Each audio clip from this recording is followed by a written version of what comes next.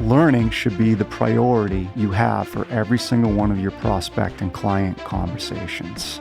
Making assumptions will create the barriers that hold you and your prospect and clients back.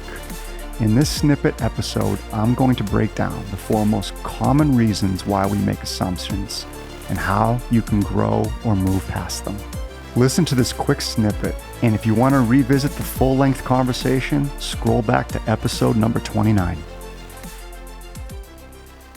I can think of 4 assumptions in particular that we make. Number 1, we make assumptions about how people will respond. Number 2, we make assumptions about what we think we know going into a conversation. Number 3, we make assumptions about why people may not be responding to our follow-up.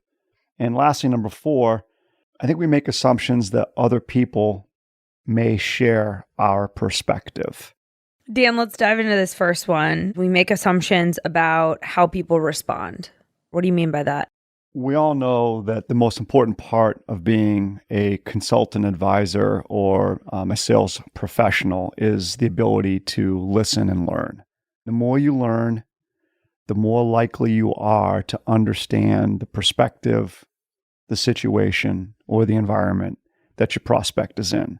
And so that would lend itself, the more likely you would be to be able to help them in some kind of capacity. Learning is the priority. We also know, right, in order to learn, we have to get really good at asking questions. And we've talked about that here on the podcast. The challenge with assumptions is a lot of times people assume that they already know the answer that the prospect is going to give. So they don't bother asking the question. Or they assume that a particular question might upset or put the prospect off. And so they make the assumption, if I ask this question, I might upset them. And then if I upset the prospect, they're not going to like me. And if they don't like me, I may not get the second meeting. And if I don't get the second meeting, I have no chance of making the sale. It's like this chain reaction, all based on one simple assumption, which is they may not like this question. So making an assumption regarding the questions that you're asking, number 1, obviously, and first and foremost, it limits your learning. Number 2, it probably limits the trust too, because if you think about it, some of the most meaningful questions that we ask each other as human beings do develop trust. They tend to create a higher or deeper level of trust when you can really get into a deeper conversation with someone. And those deeper conversations always come about because of the depth of the meaningful questions that we ask. Dan, do you think that our attachment also limits our ability to ask those questions? You're spot on. If we get attached to an outcome, we will start to make assumptions that certain topics might be detrimental to the outcome that we're driving for. And so we start making these assumptions that we don't want to ask questions in this area or this area or this area, because if we start talking about those areas with the prospect, we may not get what we want, which is that second meeting. Do you have an example of this, of maybe a common way you've observed this coming through in conversations with various different salespeople?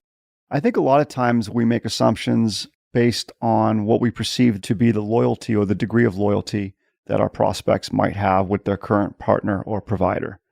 So if a prospect says, yeah, we like our current partner, or we've been serviced quite well by our current provider, we start to make assumptions of what that really means based on our own perceptions.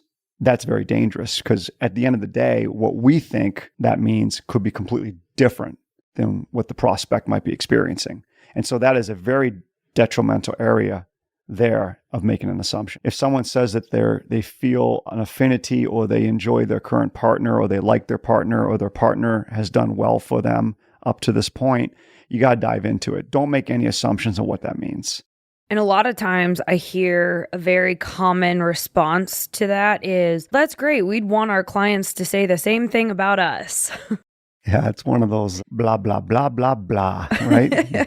It's just very common. And again, that signals to your prospect that this is a very routine sales conversation. So how would you respond if you were in a sales conversation with a prospect and the prospect said, we're really happy with our current sales trainer? Wow, you're putting the pressure on right away. I know. Sorry. Did you eat your Wheaties this morning? And had caffeine. Wow, all right. If someone says that to me, I'm just going to say, okay, I understand what you're saying. Could you share a little bit more right now? What makes you bring that up? I'm going to be very neutral and very engaging about it. I don't want that prospect to feel like I'm diving in and looking for something in particular, because I'm not. I truly just want to understand, why did they bring it up? And then now what's on their mind? And at that point, they're going to start sharing things. And as they start sharing things, I'm going to stay in the present. I'm going to stay detached with high intent and abundance.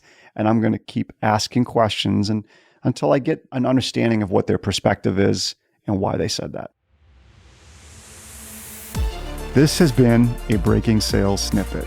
To hear the rest of the conversation, check out the episode linked in the show notes and subscribe to the show so you're the first to know when a new episode drops.